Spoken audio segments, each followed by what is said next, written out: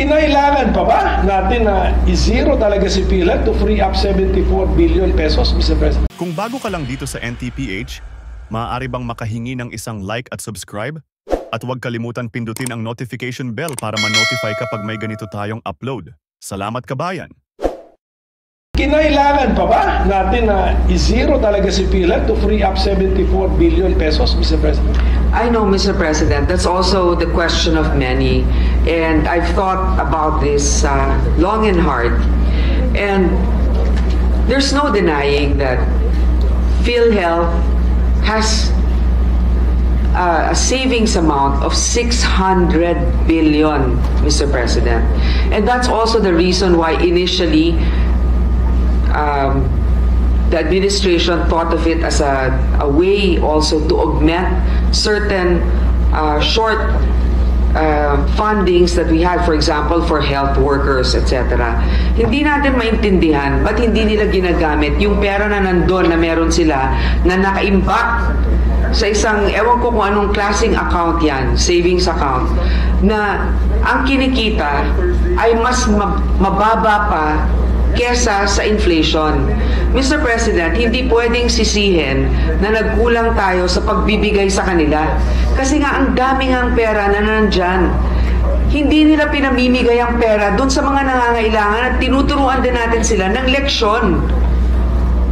Kung bigay ka ng bigay, nandun lang yung pera, hindi naman nagagamit. Paano naman yung mga ibang programa rin ng gobyerno na nangangailangan din ng funding? Yun nga yung sinasabi ko, pag meron kang, syempre di ba, sinasabi natin, 5 yung anak mo, lahat yan kailangan pantay-pantay na mabigyan mo. Totoo yun.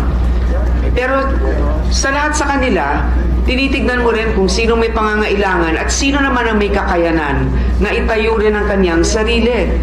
Yun din ang sinasabi natin, it's a leadership problem also in PhilHealth and it's a disbursement problem.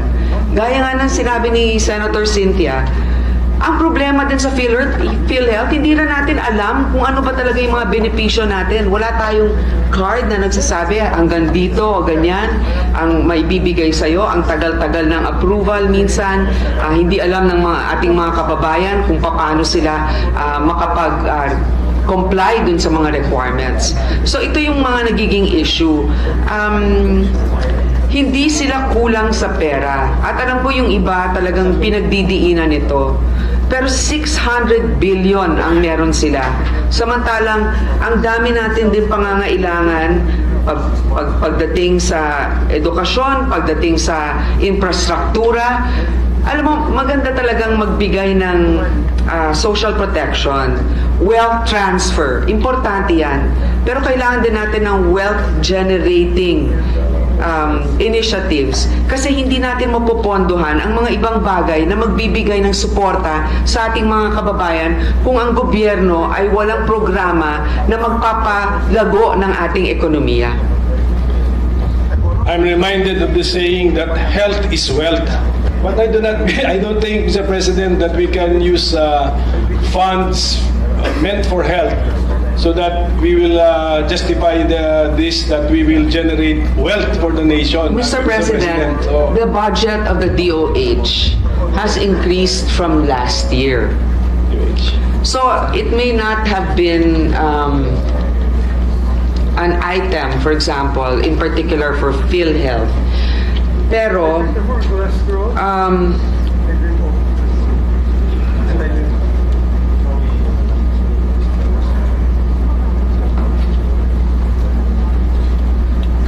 meron naman pong increase na nangyari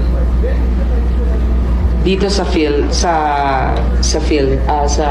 DOH from 241 billion 602 in 2024.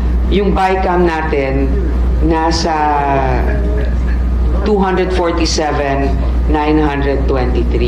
So we are, of course, health is wealth. That's very important.